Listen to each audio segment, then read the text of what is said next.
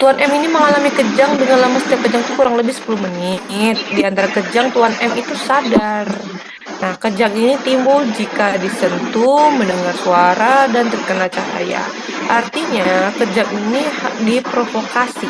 Diprovokasi dengan pada saat disentuh, pada saat dia mendengar suara yang berisik, dan terkena cahaya.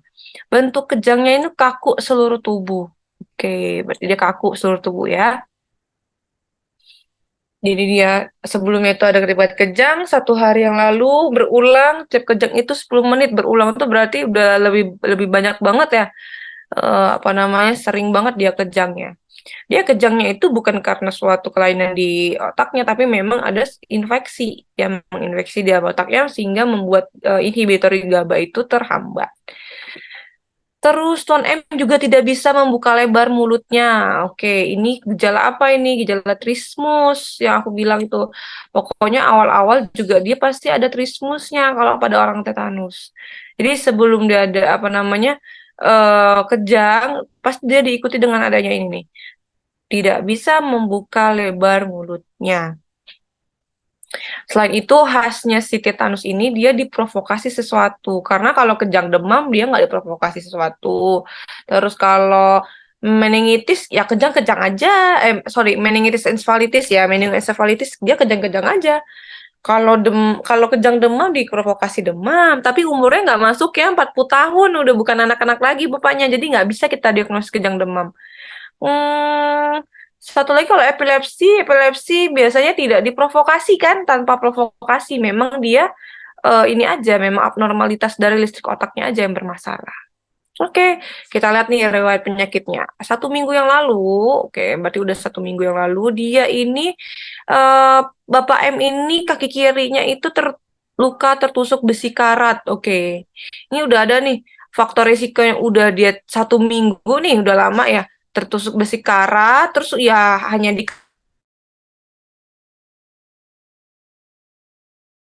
apa namanya membunuh membunuh semua kumannya.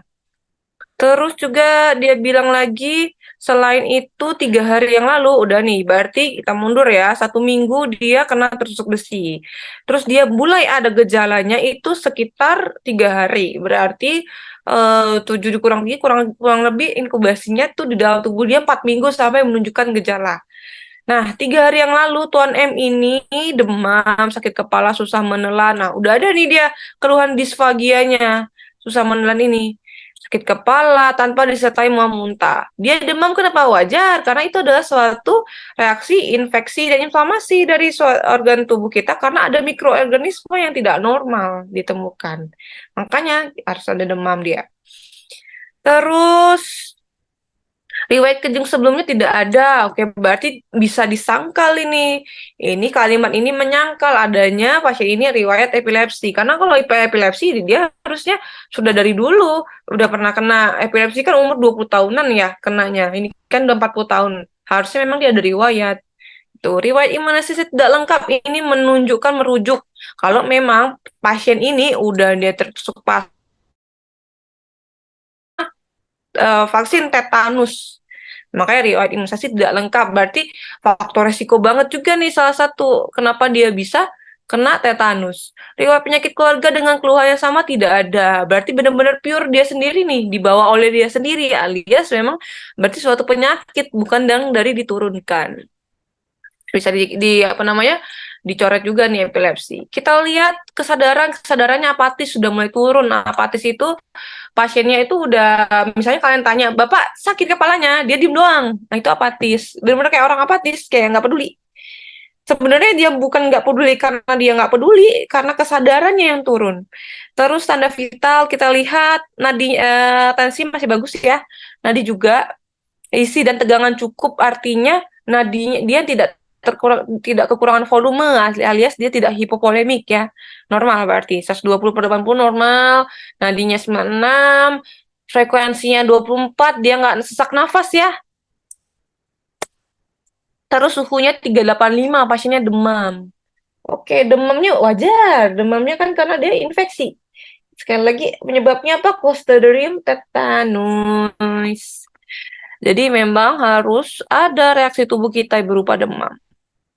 Untuk kepalanya, mata, pupil, isokor aman ya. Nah, ini tadi kayak aku bilang kemarin pas di Dede Kejang, Ricus sarcoidoicus, sardoricus, muka setan tuh nah guys.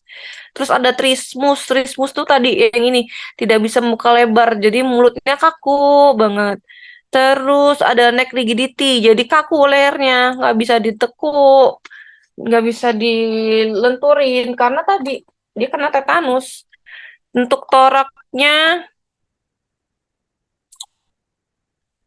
normal, abdomennya perut kaku seperti papan. Nah, ini epistotonus.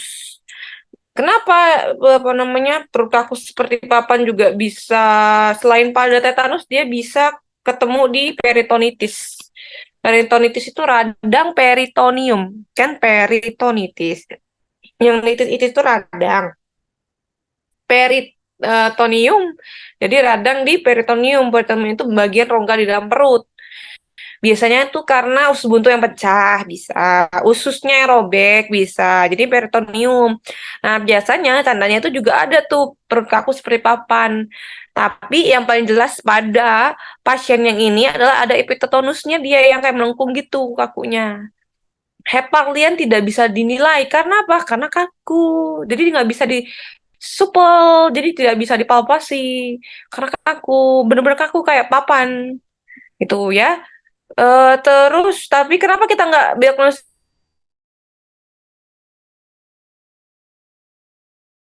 Terus kalau peritonitis dia tonusnya normal aja kan, bener-bener karena rongga peritoneumnya yang ini. Coba kita lihat dulu ya.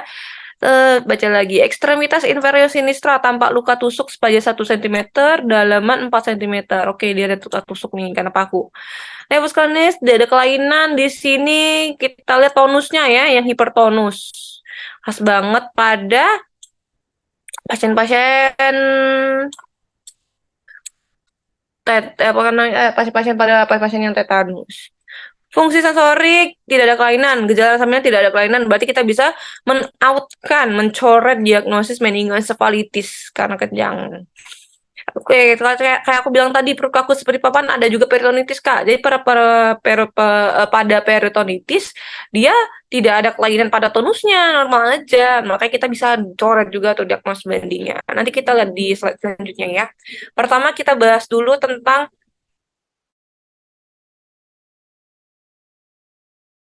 saraf tepi. Ingat, sistem saraf tepi sistem saraf itu ada sistem saraf pusat dan sistem saraf tepi. Seperti kita tahu, sistem saraf pusat dan sistem saraf tepi. Siapa itu? Terdiri dari otak dan korda spinalis. Nah, dari sini tuh masih tuh apa namanya sistem saraf kita. Jadi biasanya nih cara dia bekerja kayak kemarin ya. Ada rangsangan sensorik, entah itu melihat atau dia meraba, itu ditangkap oleh saraf kita masuk ke afferent. Afferent langsung menilai, oke, ini ada entah itu sensorik ataukah visceral yang dia lihat. Ini akan masuk ke dalam SSP, sistem saraf pusat, ke otak melalui korda spinalis ke otak. Selanjutnya dia akan keluar ke perifer kembali, tapi kemana dia? Si afferent yang ngantarinnya. Tadi kan yang nganterin masuk si afferent. Oke, dia bilang saya sudah bisa melihat nih, ternyata ini rangsangan sensorik. Dia masuk ke otak dia bilang lagi ini afferent anterin kayak gitu. Kurang lebih tukang anter lah kalau misalnya kita ingat-ingat ya, analogikan. Anterin kemana maunya? Kalau dia ke sistem saraf somatik, berarti neuron motorik yang bergerak, otot rangka yang dia gerakin. Misal normal ya, dalam keadaan normal dia sensorik. Oke, berarti ototnya misalnya panas dia pegang, berarti menarik tangan. Atau ke sistem saraf otonom yang bermasalah, simpatis, parasimpatisnya, terserah nih yang mana. Yang pasti dia akan mempengaruhi otot polos, otot jantung, kelenjar eksokrin, beberapa kelenjar endokrin yang lainnya. Contohnya, misalnya di simpatis waktu itu yang bekerja, berarti heart rate meningkat, pasiennya sesak, tensinya naik, gitu ya. tergantung mana yang kena. Terus sekali lagi ada lagi sistem saraf enterik namanya, yaitu rangsangan di saluran cerna biasanya dia nih. Jadi hanya di organ cerna aja yang kenanya. Itu ingat ya, jadi ada jalurnya setiap mereka keluar masuk ini. Nah, ini ada kaitannya dengan tetanus ini karena apapun yang dia rangsang tadi ya, kan dia soalnya peka banget terhadap rangsangan kan pada pasien tetanus ini. Oke, sampai di sini kita next dulu. Sudah ya fisiologinya. Ini kita zoom lagi lebih dekat. Jadi di sistem saraf sepi itu ada yang namanya reseptor sensorik dulu. Seperti biasa, eh kita lebih zoom lagi ya.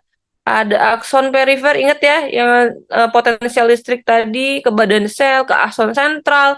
Nanti di terminal akson dia akan menyampaikan, ini di zoom lagi nih kerjaan mereka tadi. Ke antar neuron, selanjutnya dia ke badan sel lagi mengasih tadi, dia memberikan neuron aferen ke akson, serak eferennya tapi ke terminal akson.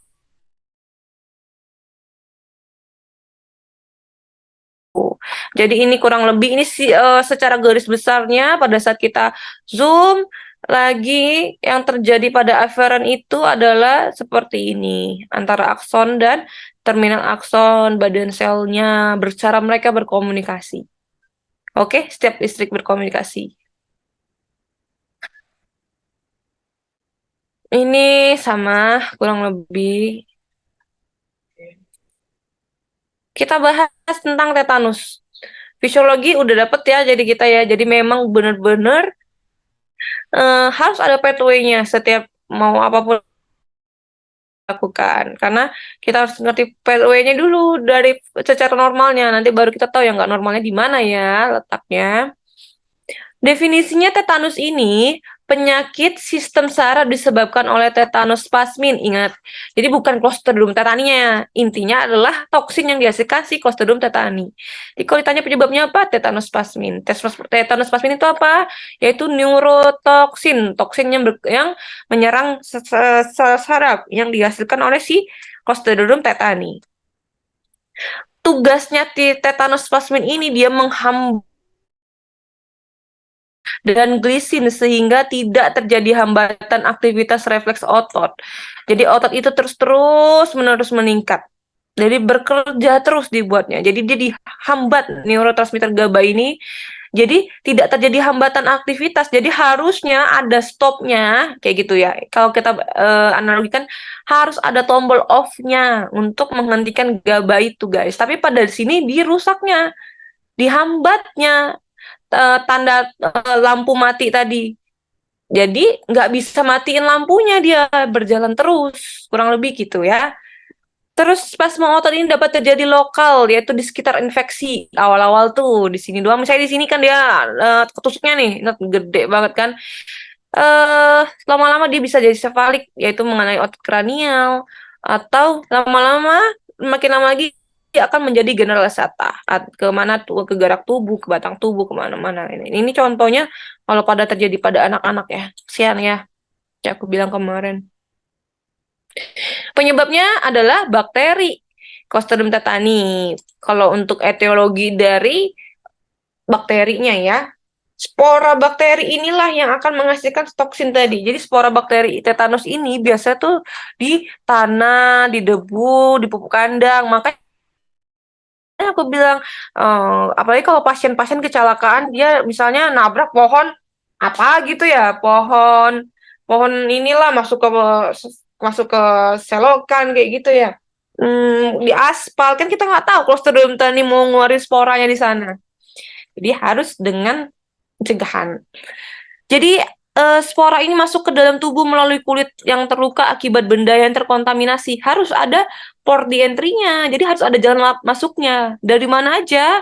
Luka yang terkontaminasi kotoran, feses, atau ludah air liur, atau luka yang disebabkan oleh benda yang menusuk kulit. Contohnya kayak paku, jarum, itu kan yang nusuk-nusuk ke dalam yang istilahnya ada port di entry-nya, tempat masuknya si spora ini. Apalagi selain itu ada luka bakar, luka remuk kecelakaan semua ya. Cedera jaringan mati, yang nekrosis warna hitam itu, gigitan serangga bisa, misalnya dia digigit serangga, habis itu dia jatuh, terserah deh kita mau buat gimana sekarang. Yang intinya harus ada tempat masuknya. Infeksi gigi gitu ya. Misalnya dia infeksi gigi, terus dia congkel-congkel giginya pakai besi, bisa. Fraktur kompon, jadi dia fraktur, keluar kelihatan luka infeksi kronis, penggunaan obat IV, injeksi, pokoknya apapun itu yang diinjeksi, tapi yang berkarat, pasti ya. Kalau misalnya baru steril mah nggak, jarang banget ya.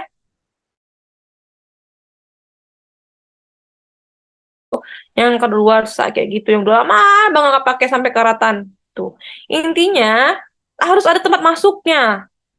Jadi nggak bisa tuh sporanya kayak masuk sendiri, nembus kulit enggak. Jadi memang harus ada lukanya dulu, ada tempat terowongan dia buat masuk port di entry-nya.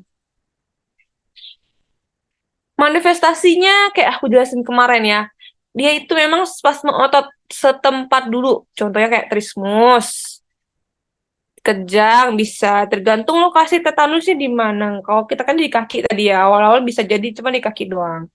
Tetanus lokal tuh contohnya. Jadi kekakuan atau spasme yang menyertap pada rasa sakit di sekitar otot terikat, dokter di sekitar atau proksimal luka.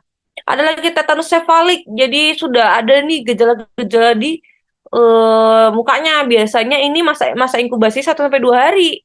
Nah, kayak pasien kita tadi kan setelah 3 hari, 3 hari yang lalu dia bilang kan ada trismusnya, ada disfagianya. Jadi dia tuh bertahap dia tuh dek. Ada risus sardonicusnya, ada disfungsi nervus cranialnya. Nih, si tetanus ini.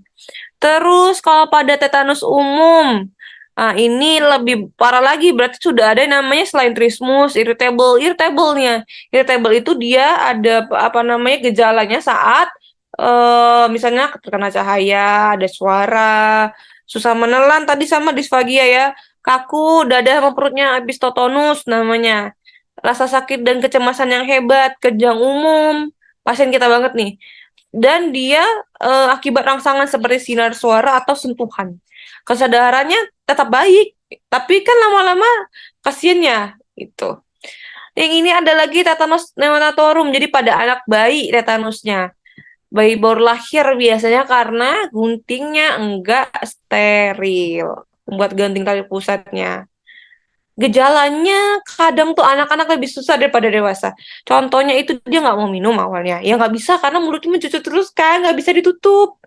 Dia kelemahan, dia irritable, jadi kayak dikit-dikit nangis gitu, kejang. Terus ada kaku spasme otot pasti. Itu khas banget sama tetanus ya. Harus ada tetanus apa namanya kaku intinya. Kaku dari spasme otot. Sama ya. Ini kalau udah parah banget biasanya dia bisa peningkatan tekanan darah. Tingkat keparahan berdasarkan Patel Joak. Jadi ada kriterianya guys, banyak banget untuk diagnosis ini ya. Pertama ada Patel Joak ini, pertama dia bilang kriteria 1 itu kalau rahang kaku, spasmatis bartas, disfagia, epitotonus itu 1 katanya. Kalau 2, spasme otot generalisata. Kalau 3, masa inkubasinya itu kurang dari sama dengan 7 hari. Jadi baru 1 sampai 7 hari. Kalau 4 itu waktu onsetnya kurang dari 48 jam. Kalau 5 tuh baru ini doang nih, demam doang gejalanya. Terus ada gradingnya juga. Derajat 1, ini kriterianya baru ya. Ada gradingnya. Jadi kalau derajat 1 atau ringan itu baru 1 sama 2 dan tidak ada kematian.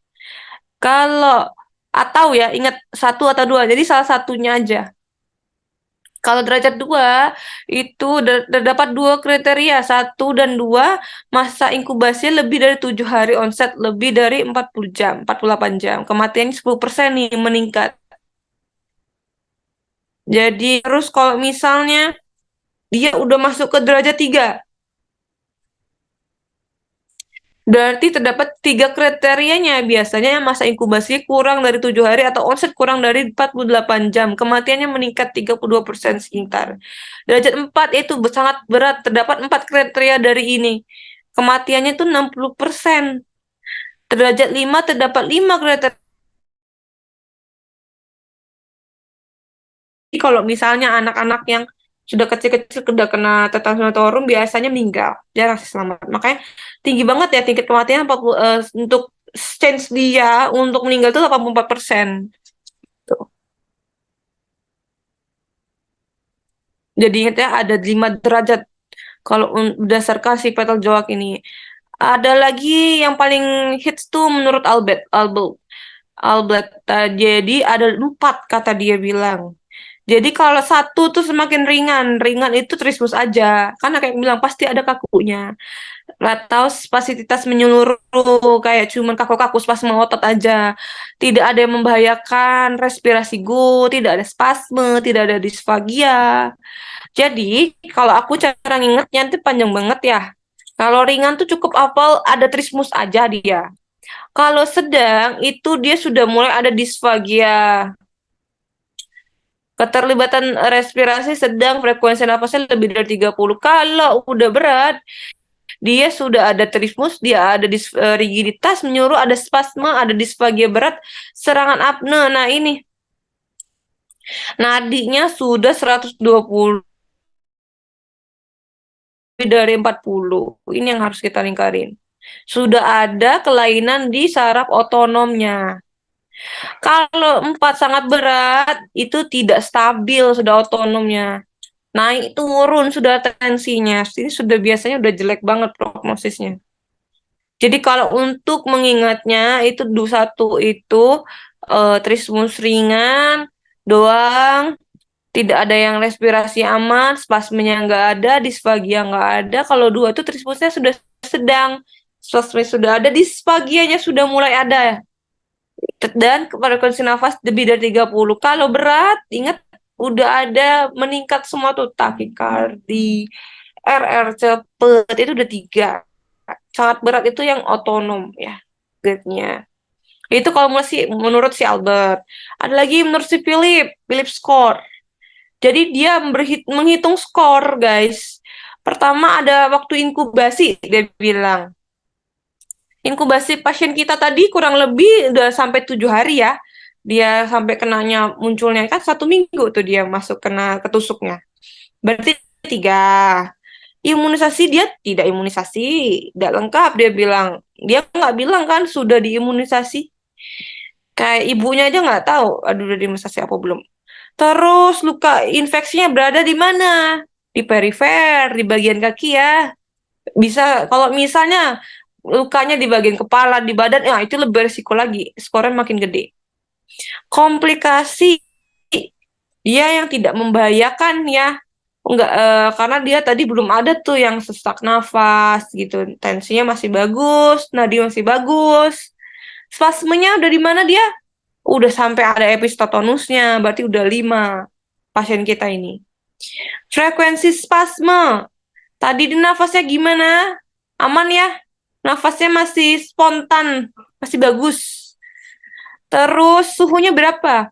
Suhunya itu tadi 38. Berapa guys? Ada yang buka nggak? 38,5 Kak. 38,5 berarti 8 nilainya. Nafasnya dia ini apa namanya nggak ada ini ya, nggak ada apnenya. Jadi kita nggak usah. Jadi sedikit nggak berubah ya. Tadi dia apnenya nggak ada. Apne itu henti nafas atau tracheostomi yang dibolongin trakeanya enggak. Dia masih normal. Berarti kita 0 aja.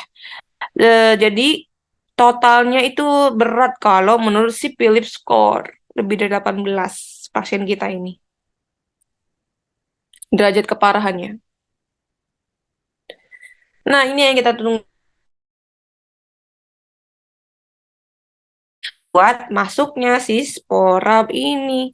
Bakteri ini, sporanya si bakteri Clostridium tetani ini melalui luka tusuk kah, jaringan yang misalnya di sini kakinya nekrotis, terus dia nggak pakai sendal segala macam, kita nggak tahu di mana Clostridium tetani itu. Atau luka yang interinfeksi merupakan luka yang berisiko untuk terjadinya tetanus. Nah, pada luka-luka ini terciptalah namanya kondisi anaerob. Jadi anaerob itu ya kan semakin dalam luka semakin sedikit oksigennya ya. Itulah namanya anaerob. Nah, si Clostridium tetani ini suka banget kondisi anaerob ini yang sedikit oksigennya, sehingga dia suhu yang anaerob ini yang tanpa oksigen ini untuk membaguskan. Jadi makin lancar proses germinasi atau spora ini berubah menjadi bentuk vegetatifnya. Dan untuk beranak pinak di situ dia itu bermultiplikasi bakteri Clostridium tetaninya. Jadi Clostridium tetani itu suka banget di suhu yang kondisi yang anaerob. Makanya kan harus ada lukanya tadi, dan lukanya biasanya yang dalam gitu. Karena tuh bagus banget dia bermultiplikasi. Terus ingat ya, jadi pas dia masuk itu selain dia bermultiplikasi dan dia akan sporanya berubah jadi vegetatif, bentuk yang bisa menghasilkan si tetanus plasmin tadi. Oke, kita simpan ya. Harus ada lukanya untuk port di entry-nya. Setelah itu harus ada, dan ini kondisi anaerob sehingga dia bisa beranak pinak di sini dan menemukan sporanya. Pada proses ini tersebut, bakteri Clostridium ini akan memproduksi yang namanya ada 2 nih jenis toksinnya. Ada tetanus plasmin, ada yang tetanolisin. Nah, yang ini yang kita takutkan ini sih tetanus plasmin ini. Nanti setelah masuk dia ke dalam tubuh kita nih ya, ke tubuh pasiennya ini si Tuan M, masuk dia tetanus plasminnya. Nah, dia masuk yaitu merupakan toksin yang menimbulkan gejala pada tetanus. Jadi inilah yang menyebabkan timbulnya gejala itu. Tetanus plasmin ini menyebar dari satu alfa ke motor neuron alfa ke alfa motor neuron yang lainnya. Jadi dia menyebar terus secara retrograd ke atas. Jadi kan berjalannya kan dia dari arah eferen ya. Dari aferen kan untuk sampai ke otak kan itu harus ke atas kan secara retrograd. Jadi dia jalan menyebar dari satu alfa ke alfa yang lain, menujulah dia ke medula spinalis. Tadi kan ingat ya, ini kan eferen ya, masuk ke medula spinalis, ini otak, ini medula spinalis, bayangin aja. Masuklah di sini, naik dia secara retrograd ke medula spinalis, medula oblongata. Nah, biasanya waktu dari si toksin ini ada luka ini. Jelek banget gambar aku. Ini luka nih ya. Dia masuk nih. Kurang lebih itu 2 sampai 14 hari hidupnya dia nih. 2 sampai 14 hari. Jadi pada saat dia masuk sampai dia menuju ke sini kurang lebih 2 sampai 14 hari. Jadi 3 hari bisa, 4 hari bisa, itu tergantung. Nah, toksin ini, si tetanus plasmin ini kemudian akan diteruskan ke ujung presinaps sel saraf. Udah naik ke sini, dia akan ke ujung presinaps sel saraf. Tetanus plasmin ini akan memecah vesicle associated membrane protein 2 yang berperan dalam melepaskan neurotransmitter di sinap. Nah, di sini dia bahkan bekerja. Nah, sehingga pemecahan vesicle associated membrane 2 ini mengganggu pelepasan neurotransmitter inhibitor. Jadi, harusnya kan di sini ada untuk stopnya nih. Ini kan inhibitory neuron. Jadi, neuron kita tuh ada kayak itu. Si tetanus toksin ini di sini dia memblokadenya. Jadi, jangan sampai dihambat. Nah, karena tidak ada penghambatnya lagi, dikeluarkanlah semuanya. GABA glisin harusnya dihambat dan sehingga dia tidak. Jadi ekstatitorinya itu akan meningkat. Membuat muscle itu harusnya dia ada relaksasinya, ini enggak. Dia akan terus kontraksi. Karena tadi dihambat di bloknya, di tempat pintu stopnya ini. Normalnya kan kayak gini ya, misalnya kan gak banyak kebanyakan nih. Ya udah di stop dulu, dikeluarin di sini, bilang ayo di stop dulu dari sini nih. Ayo stop dulu gak banyak. Kita butuh relaksasi. Tapi enggak. Pada ini dia bilang nggak ada tuh, sehingga sinyalnya ini di sini nggak ada terima sinyal untuk mematikan atau menghentikan. Jadi dia keluar terus. Tuh kan? Susahnya apa ngobatinya? Ya gimana kalau sudah tempel di sini? Ini bukan di tulang, bukan di pembuluh darah, tapi di minta ampun, obat mana yang bisa nembus sana? Tuh. Oke, sampai di sini udah ini ya. Sampai di sini udah bisa tuh kita bayangin kalau misalnya kenapa dia terus kaku-kaku terus. Karena dia keluar terus nih si gabanya harusnya dihambat tapi nggak bisa dihambatnya. Jadi tadi ingat ya, kita ulang lagi, refresh lagi sebelum kita lanjut ke apa namanya patof yang lain. Ingat ya, ada tetanus plasmin yang harus dari lukanya ya masuk ke sini.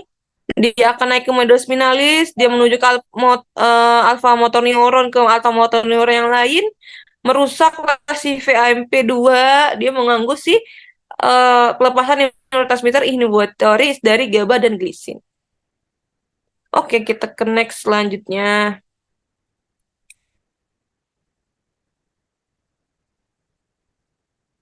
Iya, sama ini ya, saya tadi.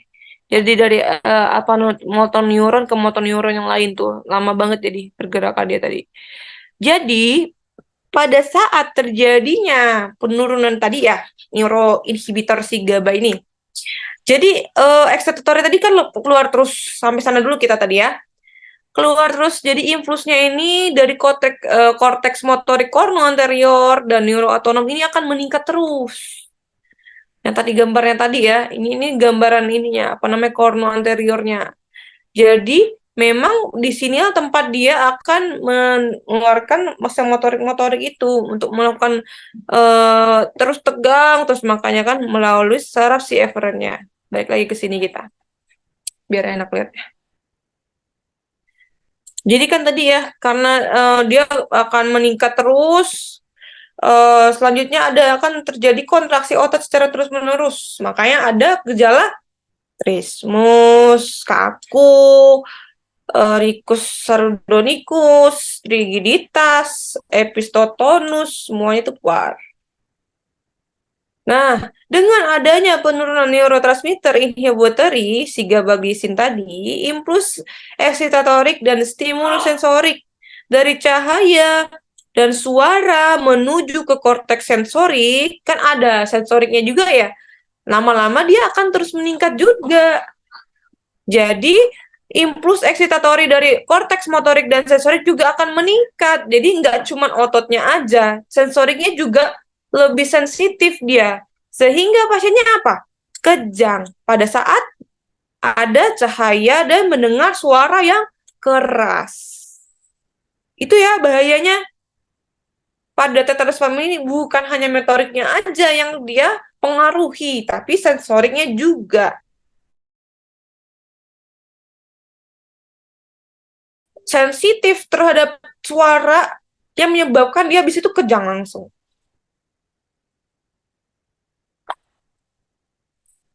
Lanjut, tadi udah tahu kenapa dia kejang.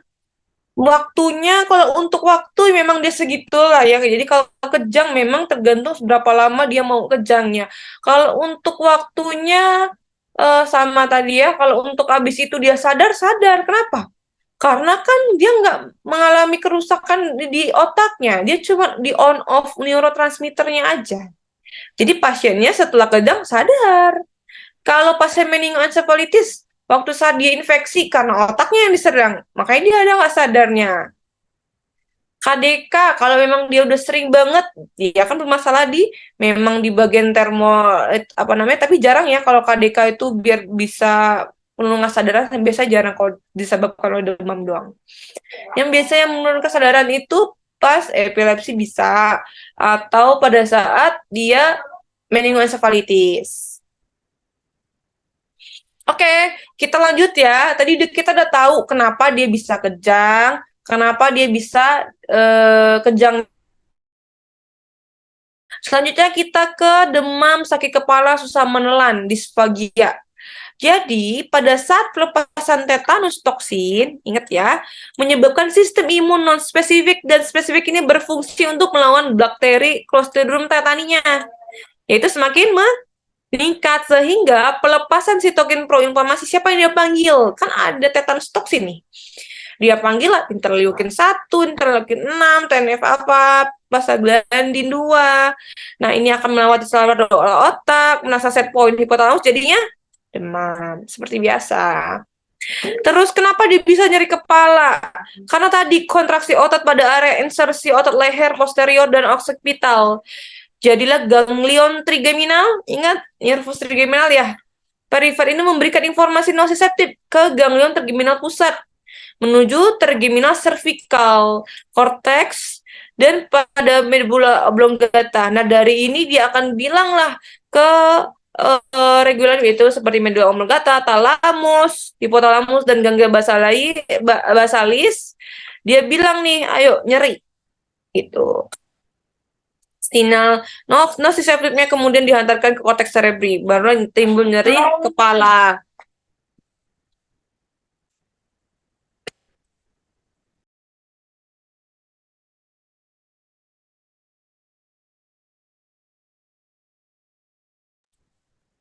Terus kenapa dia sulit menelan?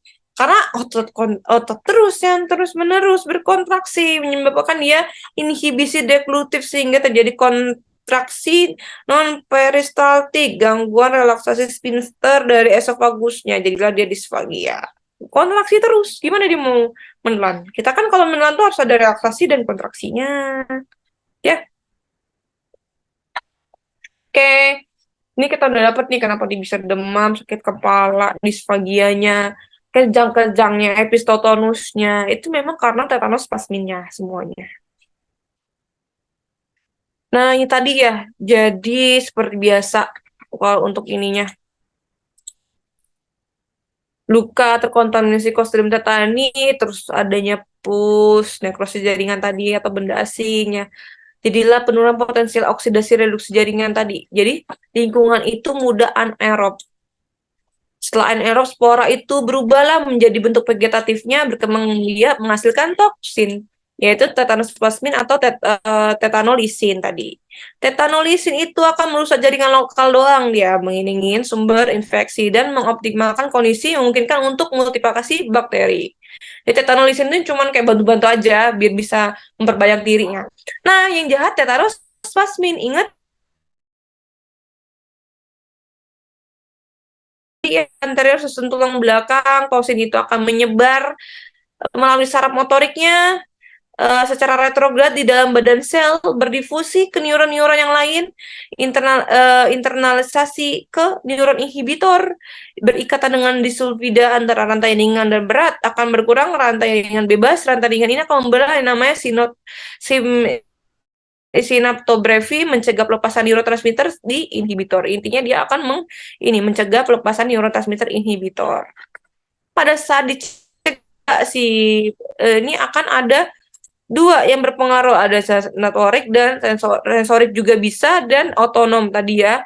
Kalau motorik dia akan menghambat neuromotorik alfa, kehilangan fungsi inhibisinya sehingga dia efferentnya, dia akan bilang ke efferent kalau terus spasme yang bersifat meluas. Kalau dia ke disfagia, kalau otot laring dia gagal nafas. Nah, ini kalau udah yang parah banget aku bilang ya. Kalau ke otot wajah dia rhesus sardonicus, kalau otot tubuh dia opisthottonus. Ada lagi ke saraf otonom kalau dia udah bahaya banget. Dia selain dia ke motorik, ke otonom juga bisa. Sensorik ya, di sini ada sensorik rangsangan. Saraf otonomnya dia ini peregangnya pada ujung lateral tadi, aliran impuls tidak terkendali, jadinya ini nih, sudah ada hipertensi atau hipotensi lebih parah lagi ya, bradikardi, takikardi, keringat yang berlebih. Tapi pada kasus kita belum kena nih saraf otonomnya. Sama ini ya, tetanus juga ini. Jadi memang kita cari tahu dulu apa penyebabnya, apa port di entry-nya, faktor resikonya pasien ini ya. Oke, sampai di sini ada yang mau tanya nggak? Atau mau lanjut? Lanjut dulu, Kak. Lanjut dulu. Kita masuk ke diagnosis. Jadi memang harus memenuhi kriterianya. ada trismus, neck rigidity, muka setanya ya. Anamnesisnya harus tadi memenuhi kriteria tadi. Terus kejang otot, susah nafas, disfagia, kejang, saraf otonom, labnya tidak perlukan karena memang biasanya diperlukannya memang untuk mendiagnosis banding aja. Manifestasi klinisnya ini dari yang memang luka itu bisa kita bedakan memang rentan atau tidak rentan. Kalau rentan itu biasanya lukanya lebih dari 8 jam, bentuk lukanya berupa avulsi, terus kedalamannya lebih dari 1 cm, biasanya bendanya itu peluru, pokoknya yang bisa menusuk ke dalam lah, terlindas atau terbakar, frostbite, digigit. Tanda inflamasinya pasti harus ada, kontaminasi kotorannya harus ada, jaringan iskemiknya harus ada. Tata laksananya, kalau tata laksananya kita harus manajemen lukanya dulu. Karena apa? Kalau misalnya baru-baru nih pasiennya ya, kalau udah kayak bapak ini, ya mau gimana lagi kan, udah menyebar juga, ya kan? Kalau misalnya nih pasien baru-baru kecelakaan, kita harus manajemen lukanya. Tetap harus mendapatkan perawatan luka. Mau dia intinya mau dia rentan tetanus atau yang tidak rentan tetanus ini nih. Contohnya itu kayak stelata tuh kayak gini, bentuknya stelata tuh kayak gini. Tapi ini kan di bener ini ya, apa namanya, bener-bener dibuat nih, ini kayak gini. Nah, kalau pada pasien yang luka traumatik tadi, ini kita harus debri demeng. Jadi misalnya kayak gini, debri demeng, guys. Jadi misalkan dia ketusuk di sini nih. Ini misalnya ada luka tusuk nih. Kan kita mau bersihin. Ini kan memang kecil lukanya ya. Tapi kan ke dalamnya tuh dalam banget. Nah, jadi pada pasien dengan luka tusuk paku atau digigit, itu kan kecil lukanya. Nah, kita harus buat cross insisi namanya, kayak gini. Jadi kita buat, awalnya kita bius dulu pasti ya. Bius, abis itu kita insisi berbentuk segitiga gini, nih pokoknya gini. Cross insisi namanya. Setelah itu kita gunting, kita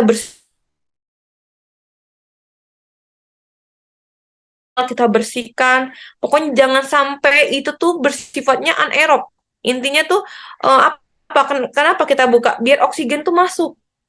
Jadi dia tidak bisa bermultiplikasi kan tadi, agar oksigen tuh masuk sehingga bakteri Clostridium tetani itu dapat mati karena dia memang hidupnya di anaerob.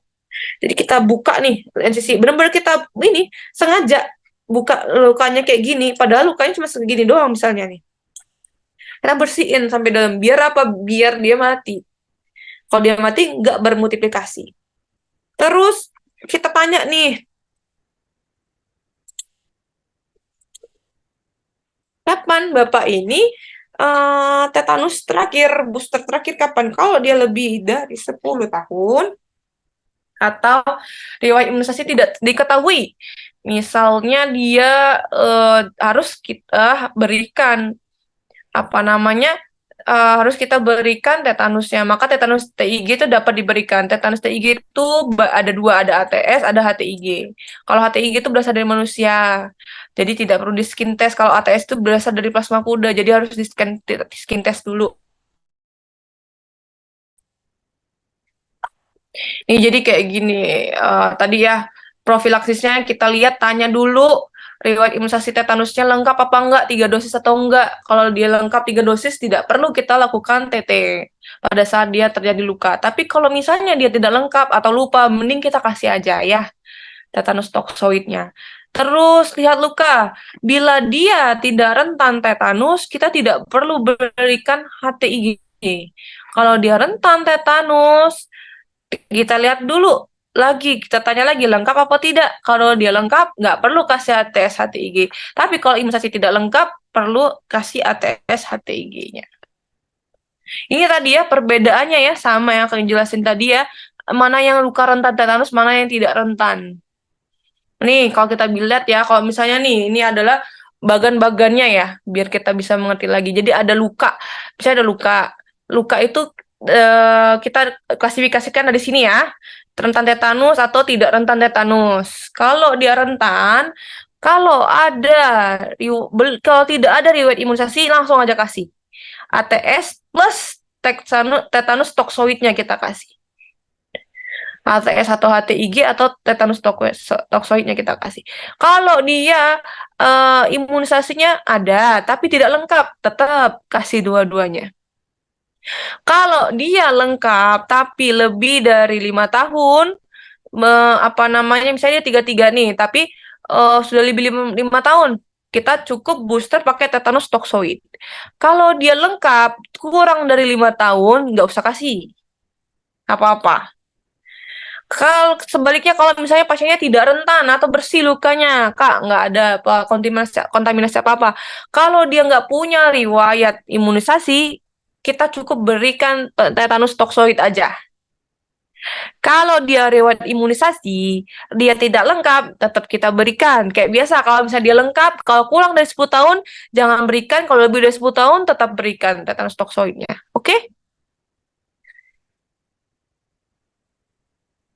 Oke, jadi ini harus bacanya pelan-pelan ya, harus ini apa namanya, menalarkan soalnya pelan-pelan. Intinya kalau dia tetanusnya kotor, mau dia tidak lengkap, mau dia tidak pernah imunisasi, kita tetap berikan dua-duanya, ATS atau HTIG ditambah TT. Tapi kalau misalnya dia lengkap, kita lihat lagi kalau misalnya dikurang 5 tahun, nggak usah dikasih. Kalau dia lebih dari 5 tahun, kasih TT aja. Kalau dia tidak rentan, cuman TT aja dikasih, nggak pakai ATS HTIG-nya. Intinya kasih aja semuanya, kecuali dia lengkap tapi kurang dari 10 tahun, tidak usah dikasih.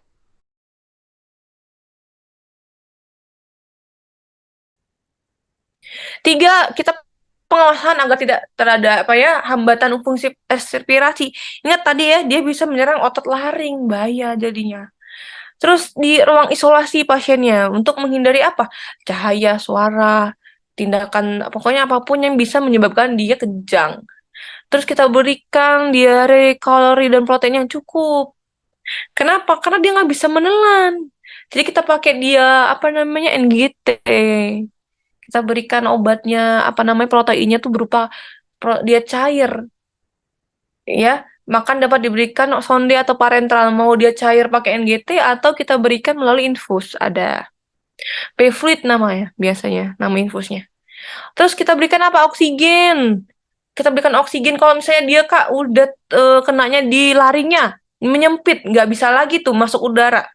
Tracheostomi, kita bolongin apa namanya, di ininya, trakeanya. Terus kalau dia kejang, atasi kejangnya. Berikan dia Zepam. Ya, seperti biasa, dia Zepam aja boleh. Ini 0,5 per kilogram berat badan per kali. Ingat ya, per kali. Itu maksimal 10 miligram, sama kayak anak-anak. Terus selain itu pemberian diazepam per oral, jadi kasih juga boleh, tapi lewat sonde lambungnya, jadi NGT-nya itu kita berikan untuk biar dia nggak kejang. Bila masih kejang lagi, kita butuh ventilasi mekanik, jadi pakai ventilator dan tingkatkan diazepam atau pertimbangkan MgSO4 magnesium sulfat, maksudnya dapat pula dipertimbangkan kalau misalnya dia ada gangguan saraf otonomnya. Terus yang kedelapan apa? Eliminasi bakteri harus. Biar apa? Biar kita mencegah dia bermultiplikasi. Semakin banyak dia bermultiplikasi, makin banyak toksin yang dihasilkan ya. Jadi kita berilah prokain penicillin IM setiap 6 jam. Bayangin 4 kali disuntik dia. Jadi sekali dosis itu 1,2 juta unit. Disuntik di pantat, di mana aja, IM pokoknya yang biasanya pantat sih. Atau IV boleh dari intravena. Selama 10 hari disuntik terus. Atau memang kalau misalnya dia alergi, kita berikan ini. Kenapa harusnya disuntik IV? Karena pasiennya nggak bisa minum obat kan. Ya, jadi obatnya kalau nggak PO, boleh tetrasikline kasih 100 mg PO, tapi harus tadi digerus dulu, baru dimasukkan ke sonde setiap 6 jam selama 10 hari. Nah, ini tadi tujuannya untuk biar Clostridium tadi tidak dapat makanya proses neurologisnya, jadi biar dia nggak banyak menghasilkan tetanus plasminnya. Nah, ini jadwal yang terbaru 2023 dari IDAI ya. Jadi sekarang itu hepatitis B, polio, BCG itu dari lahir. BCG itu kurang dari 1 bulan. Jadi sebelum dia umur 1 bulan tuh udah dikasih semua nih, hepatitis 0, polio 0, BCG 0, BCG 1. Terus nanti dia akan booster di 2, 3, 4 sekarang guys. Jadi apa namanya? Ada 5 wajib. Imunisasi wajib itu kan hepatitis B, polio, DPT, HIV. Nah, ini wajib nih, gratis dari pemerintah kita. Jadi di bulan 2, 3, 4 biasa dikasih. Terus, yang warna kuning-kuning ini, kalau misalnya nih, dia sakit di bulan ini, boleh diberikan di bulan-bulan yang warna kuning-kuning ini. Kalau BCG batas waktunya sampai 1 tahun. Kalau 1 tahun nggak usah lagi dikasih. Gitu biasanya. Atau kalau BCG ini biasanya dites dulu mantuknya. Kita lihat positif apa enggak baru dikasih. Itu ya cara bacanya. Terus nanti di umur 18 bulan ada booster. Booster semuanya hepatitis B, polio, DPT, HIV. Nanti umur 5 tahun juga di booster lagi. Ingat kan kalau suka yang anak-anak SD disuntik, kalian pernah kan pasti SD suntik. Nah, ini zaman-zamannya booster, guys.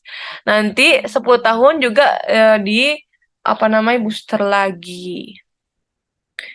Gitu deh. Lagi yang dewasa, dewasa kita fokusnya ke tetanus. Sebenarnya tetanus ini diberikan setiap 10 tahun dosisnya ya. Satu dosis TD diberikan setiap 10 tahun biasanya pada umur dia udah dewasanya. Diagnosis banding rabies. Tapi harus ada gigitan. Terus dia biasanya tonus ototnya juga meningkat. Tapi yang membedakannya dia ada hiperhidrosis sama hipersalivasi, hiperlakrimasi. Jadi banyak liurnya. Air matanya keluar terus. Hiperhidrosis ini keringetan terus. Pupilnya lebar, dilatasi. Nah, ini tapi harus ada riwayat gigitan binatang. Pasien kita tadi enggak ya, coret. Peritonitis, ada infeksi peritoneum. Defense muskular. Yang tadi tuh defense muskular tuh kayak kaku perutnya. Tapi kan tadi kakunya karena epistotonusnya. Terus biasanya pemeriksaan penunjang kita lihat kalau BNO 3 posisinya ada pneumoperitoneum. Jadi memang ada gejala-gejala peritonitisnya. Tadi nggak ada ya, coret. Tetani ini timbul karena hipokalsemia. Jadi kalsiumnya rendah. Jadi bukan karena tetanusnya, coret. Aman aja tadi. Meningoencephalitis, GRM-nya gimana tadi? Normal. Positif, ada riwayat ISPA, OMS kah? Enggak ya. Tadi bisa dicoret. Epilepsi enggak, karena memang dia bukti apa namanya bukan karena eh dari dulu dia nggak pernah, baru kali ini dia dapet. Jadi orang tua juga nggak ada, bisa dicoret.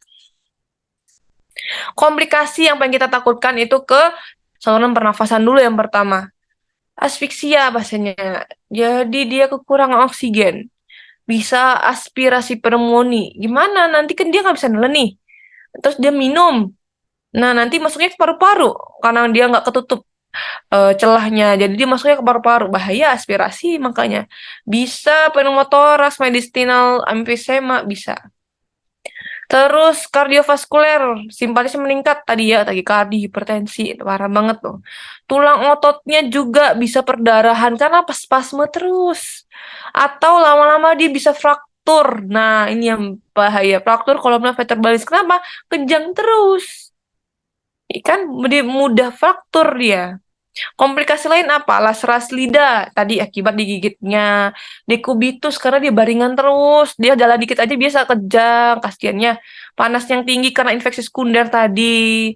Nah itu, jadi selain itu juga karena dia demam karena udah menginfeksi otaknya udah error, nggak bisa lagi nih buat suhu itu normal apa enggak. Ini 4A guys.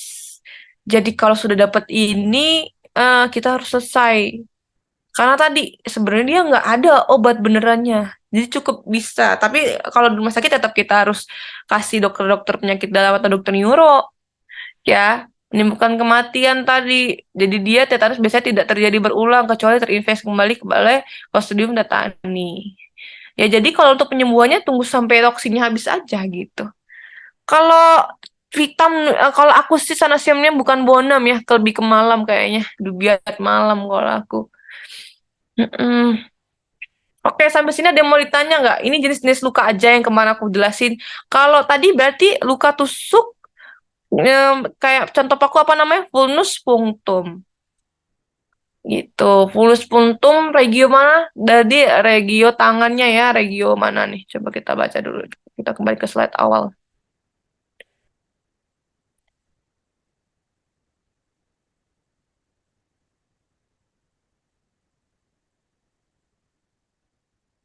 Jadi di sini ada vulnus punctum, tusuk sepanjang 1 cm, kedalaman 4 cm, regio. Mana nih, tangan mana tadi dia kena? Tangan kiri, berarti manus sinistra. Dan tetanus. Oke, sambil di sini ada yang mau tanya nggak?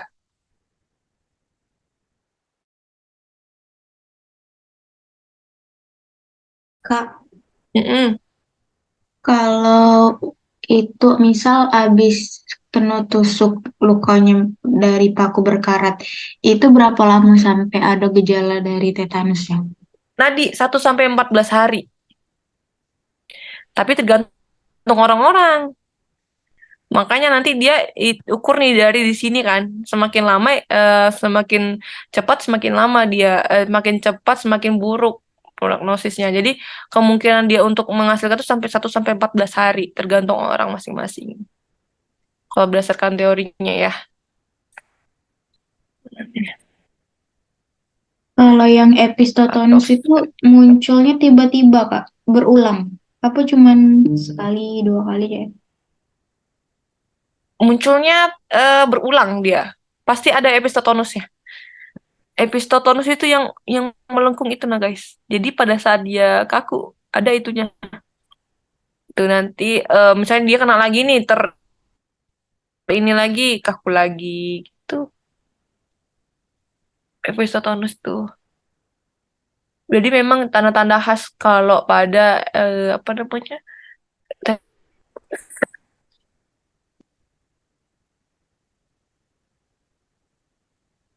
Ini lagi dia lebih ke hilang timbul epistotonus tuh.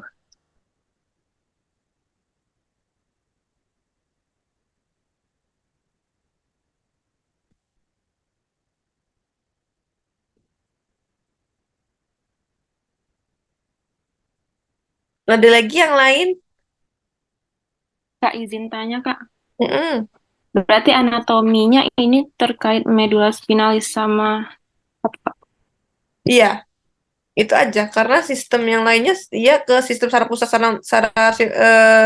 SSP sama ini aja sel ini medulla spinalis boleh kalau mau karena dia eh, di korno anteriornya kan sama di ini kita anatominya ya lebih ke fisiologinya kita bahasnya ini afferent dan efferentnya nanti selain dia di kan di otaknya dia kan menyerang ke medulla tadi kan sama apa namanya korno anterior tadi. Nah, jadi setelah itu kita bahasnya ini karena setelah efek-efeknya kan pada di sini semua nih, kena otonomnya, kena motoriknya, sensoriknya, dia kena. Jadi itu aja cukup. Soalnya kalau mau di anatomi semua banyak banget. Dia kan ada disfagianya, ada trakeanya. Tapi kalau untuk kemana dia pergi, bakteri ini harus di tempat korno anteriornya tadi. Ada lagi? Kak, kalau tertusuk besi berkarat, selain bisa nyebabin tetanus, apa lagi, Kak? Infeksi pasti. Kan kursi bersihnya berkarat kan. Infeksi biasa bisa. Terus hmm, tetanus,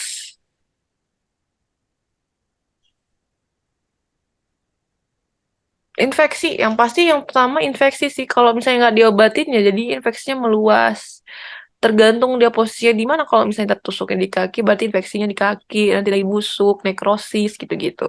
Yang pasti infeksi DD-nya. Kalau rabies harus gigitan kucing. Nggak bisa, kan harus dari liurnya kucingnya. Tuh. Kalau ditanya selain tetanus, infeksi bakteri biasa berarti. Karena nggak ada lagi gejala lainnya. Gitu. Ada lagi? Kak, ada hubungan usia jenis kelamin sama pekerjaan nggak? Oh dia. Ada tukang las. Tukang las kan berarti apa namanya kalau usia sih nggak ada ya. Tapi kalau untuk pekerjaan pasti ada. Kalau usia anak-anak pun bisa. Tadi kan ada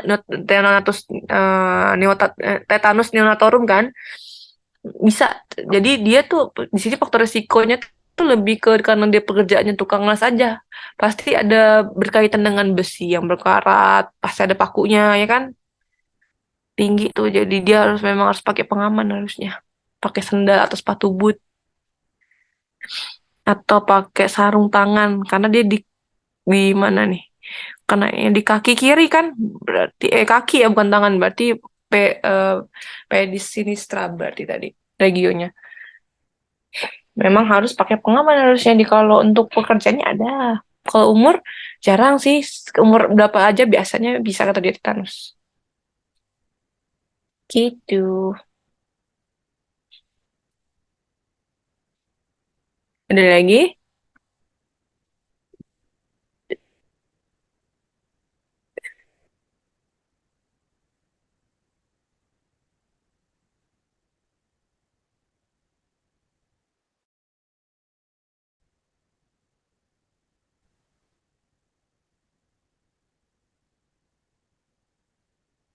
Naura, Siva, Nisa, Wida, sudah berbicara belum? Nggak bubuk kan? Coba tahu kan, aduh kak lelah udah scan udah mendekati ujian, makin stres deh. Ada lagi yang mau ditanya?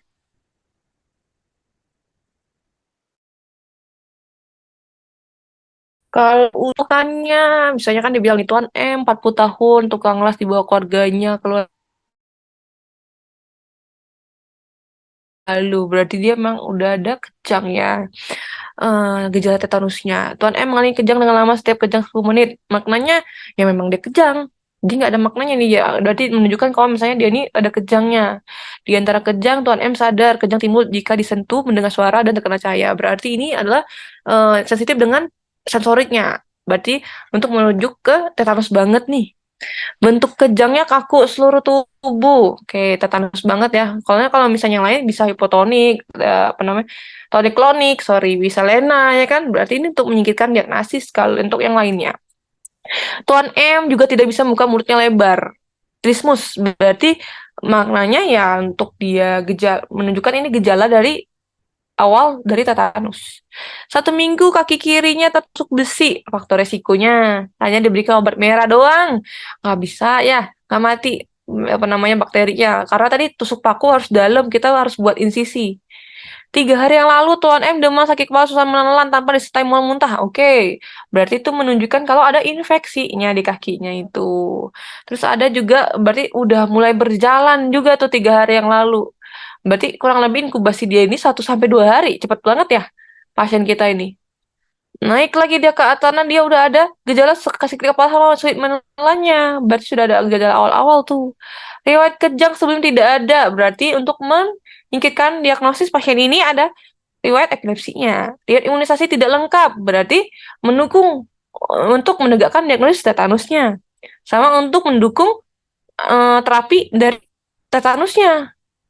Gitu. Tapi kan kalau ini kan sudah lewat pasiennya ini ya. Riwayat keluarga dengan keluhan sama tidak ada, berarti dia sangkal juga tuh riwayat epilepsinya gitu ya. Terus masih bisa nih kita mendiagnosis kalau ini meningoencephalitis ya, karena masih belum jelas nih dari anamnesis. Kita lihat ke PF, PF aman semua, sesuai suhunya, cocok dengan keluhan dia demam. Kepalanya udah cocok banget ya, diskus saat kalau diskus itu terimus itu positif karena memang mengarah ke diagnosis batas normal. Oke, abdomen epistatonus tadi positif, perut kaku seperti papan. Berarti tadi bisa diagnosis sama peritonitis ya, tapi normal karena dia peritonitis tidak ada kelainan di neuronya. Ekstremitas sudah ada port di entry-nya, tempat luka tusuk panjang 1 cm dengan kedalaman 4 cm, itu dalam banget loh. Status neurologisnya tonusnya meningkat karena memang dia kontraksi terus, makanya hipertonus. Untuk sensorik langsung tidak ada, berarti untuk menyingkirkan diagnosis kalau pasien ini kena meningoencephalitis, gitu ya. kurang lebih gitu pembahasan dari makna-makna dari skenarionya.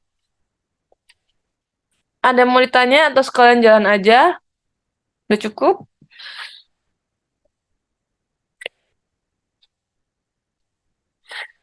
Absen dulu.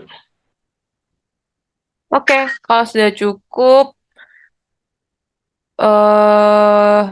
kita tutup ya. 1, 2, 3, 4, 5.